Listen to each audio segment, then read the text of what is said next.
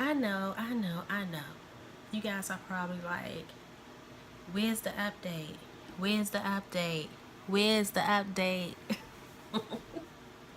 The update is, unfortunately, as I stated in my last video, this cycle was another failed cycle, which I'm okay with. I think after my doctor called me in the manner that he did, I think I had already processed it inside that it was not going to be a successful cycle. So it wasn't as many tears and pain and everything like the first cycle. I have not talked to my doctor since then. He did request me coming in to speak to him. The nurse said he wanted to have a conversation because he felt like we should not do this anymore. Instead of meeting with him, I kept my appointment with the new doctor, which was an amazing decision. In that 1 hour consultation, she spoke to us and told us things and gave more suggestions than our previous doctor has given us since March. She feels like it's nothing wrong with my body. My body is responding well to medications. As far as my numbers, such as estrogen, progesterone, things like that, they were better the first cycle, but they still was high this cycle. The first cycle we did have, Dr. McRock told us we only had 2 eggs the first cycle, and we transferred both of them.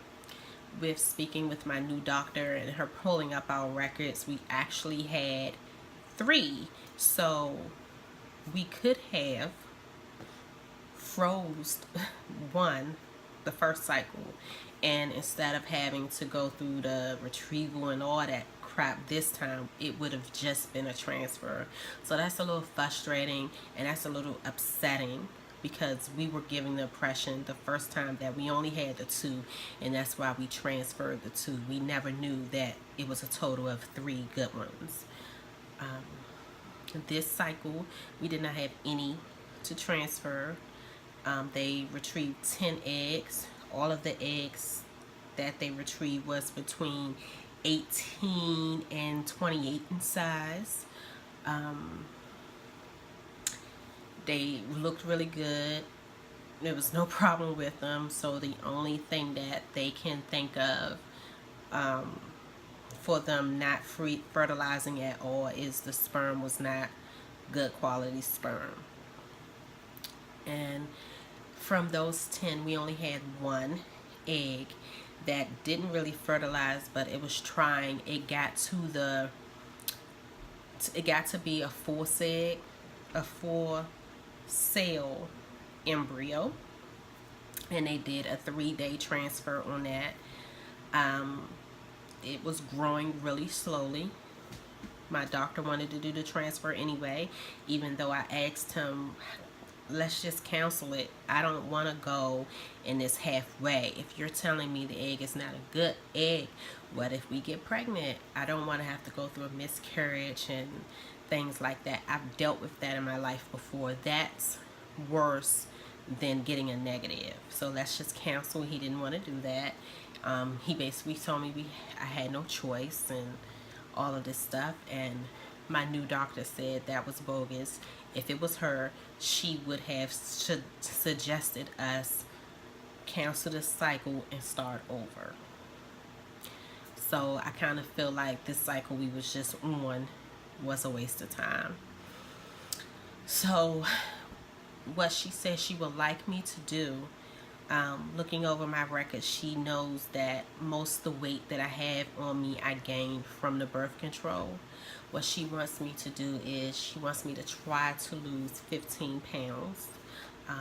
She said like a pound or 2 a week. Just try to lose that. And she also told us she would like us to do ICSI. As my previous video states, our other doctor, he told us from the jump we didn't have to do it. He said it wasn't needed with donor sperm and all of this stuff.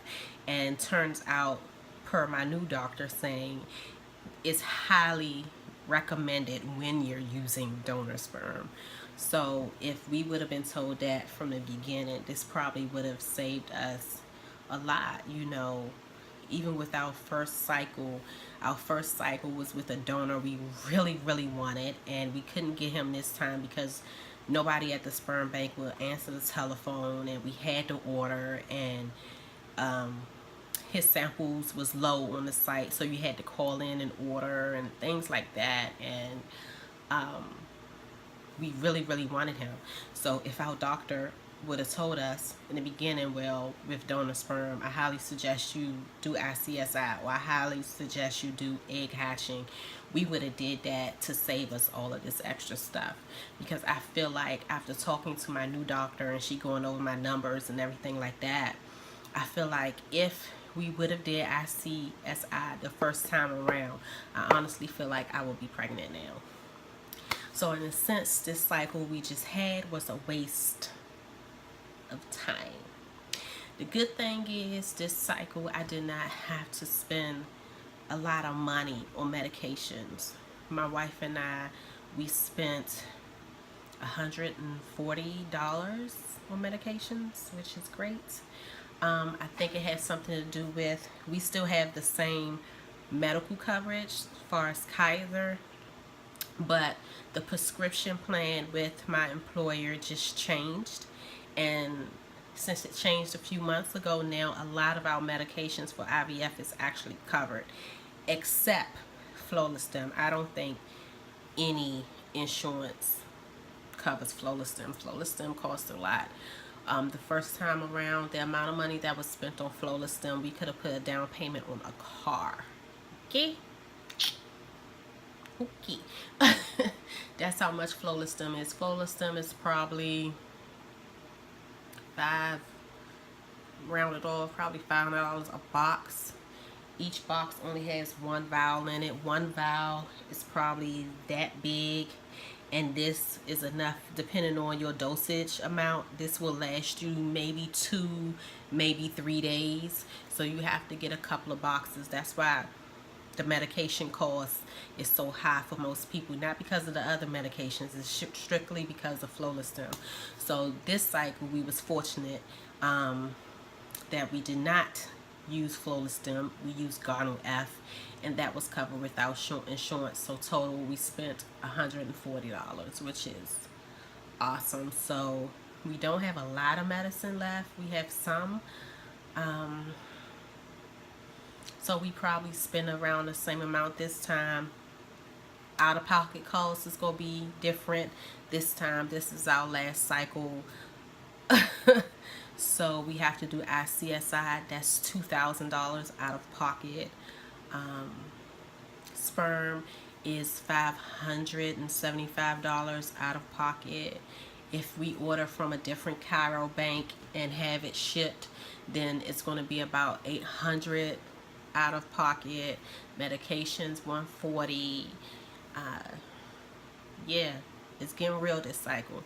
The good thing is, since the fertilization of this cycle was so horrible, my new doctor is submitting a claim to Kaiser to see if they will cover the ICSI, because ICSI is covered by Kaiser, but typically they only cover it when it's a heterosexual couple and or if the fertilization is bad. I don't meet the requirement for the heterosexual couple because my wife got that box.